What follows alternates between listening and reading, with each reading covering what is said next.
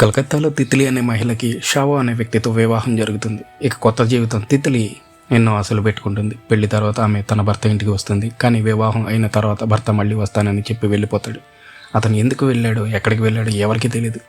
ఆ ఇంట్లో తిత్లీ మాత్రం ఒంటరిగా మిగిలిపోతుంది. ఆమె షావో తల్లిదండ్రులతో ఆ ఇంట్లో ఉంటూ వాళ్ళని చూసుకుంటుంది. ఆమె రోజు ఇంటి పనులు చేసుకుంటూ పాత ఆచారాలను పాటిస్తుంటుంది. కానీ ఆమె మనసులో షావో గురించి బాధపడుతుంటుంది. పెళ్ళైన ఒంటరితరంగా ఉండటంతో కాస్త దిగులు పడుతుంది. ఒకరోజు దుర్గా పూజ సమయంలో ఊరంతా సందడిగా ఉంటుంది. ఈ సమయంలో మేఘ్ అనే తిత్లీ పాత స్నేహితుడు ఆ ఊరికి వస్తాడు.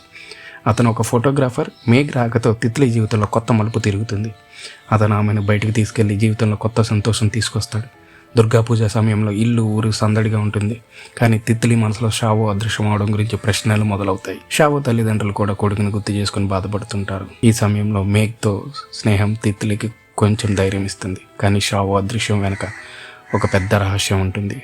ఆ రహస్యం ఆమె జీవితాన్ని షేక్ చేస్తుంది. ఆ రహస్యం ఏమిటి? షావో మళ్ళీ తిరిగి వస్తాడా? తిత్లీ ఎలాంటి జీవితం గడుపుతుంది? ఈ విషయాలన్నీ తెలియాలంటే గృహప్రవేశ్ అనే బెంగాలీ రొమాంటిక్ ఫ్యామిలీ డ్రామా చూసేయాల్సిందే. ఇది హాయ్ చాయ్ అనే ఓటీటీలో స్ట్రీమ్ అవుతుంది.